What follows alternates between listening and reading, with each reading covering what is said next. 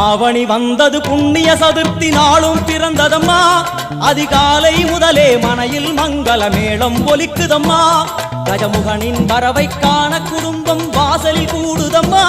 மா கோலம் இட்டொரு மனை மேல் வந்தான் ஆரத்தியாகுதம்மா கணபதி ராஜா